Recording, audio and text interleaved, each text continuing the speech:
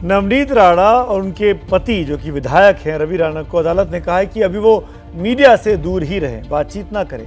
वो मीडिया से तो दूर रह लेंगे, लेकिन राजनीति से जुड़े लोग हैं तो आगे उनकी भी राजनीति होगी और जिस शिवसेना से उनका पंगा चल रहा है उसकी भी राजनीति देखने को मिलेगी ही। नवनीत अब हिंदुत्व की राजनीति और तेज कर सकती हैं, तो शिवसेना की कोशिश नवनीत को फर्जी हिंदू साबित करने की होगी।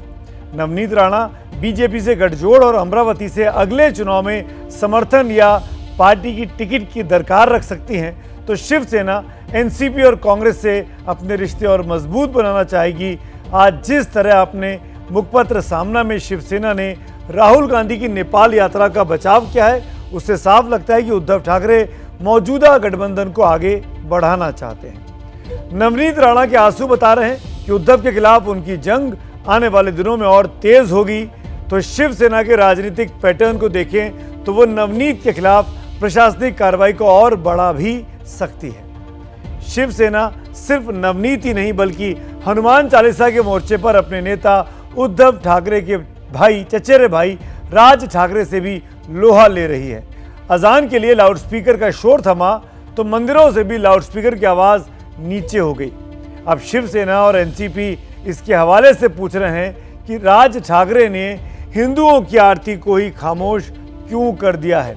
यानी राज ठाकरे ने जो कहा कि लाउडस्पीकर हटाओ तो मंदिरों से भी लाउडस्पीकर हटे और इसका नुकसान अब हिंदुओं को हो रहा है।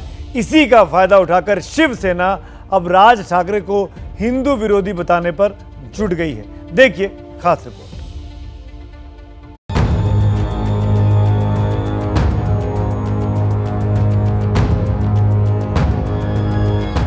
जैसे मस्जिदों के ऊपर है, अगर इलीगली अगर मंदिरों के ऊपर भी होगा वो भी निकालो आप। ये विषय सामाजिक है, ये धार्मिक विषय नहीं है। लाउड स्पीकर के बहाने महाराष्ट्र में खुद को हिंदुत्व का सबसे बड़ा चेहरा साबित करने की कोशिश में लगे राज ठाकरे एक गलती कर गए और शिवसेना को मौका मिल गया ये बताने का कि लाउड स्पीकर की आवाज कम कराने के चक्कर में राज ठाकरे और बीजेपी ने हिंदुओं को कितनी बड़ी परेशानी में डाल दिया।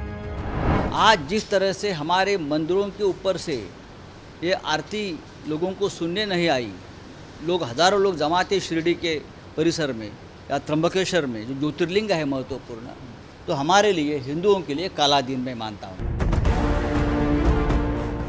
कहावत है कि सूत तो सूत छलनी भी बोली। हिंदुत्व की राजनीति की विरोधी कांग्रेस और एनसीपी को भी आरती में लाउड स्पीकर न बजने पर हिंदुओं की चिंता सताने लगी। महाराष्ट्र के डिप्टी सीएम अजित पवार ने कहा कि राज ठाकरे की वजह से आरती की आवाज सब तक नहीं पहुंची, जिससे भक्त नाराज हैं।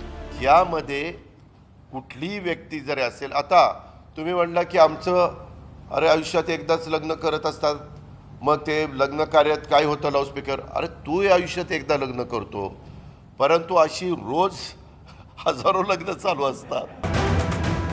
सारी लड़ाई वोट की है। महाराष्ट्र में हिंदुत्व के कटोरे में पड़े वोटों का बंटवारा अब तक शिवसेना और बीजेपी के बीच होता आया है, लेकिन अब उसमें हिस्सा बांटने के लिए नवनीत राणा और राज ठाकरे जैसे दावेदार भी आ गए हैं और शिवसेना को इस बात का डर सता रहा है कि एनसीपी और कांग्रेस के साथ से उसका ये वोट बैंक पाला न बदल ले।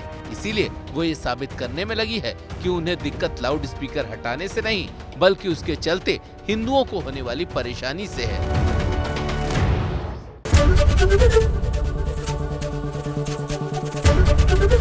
एबीपी न्यूज आपको रखे आगे।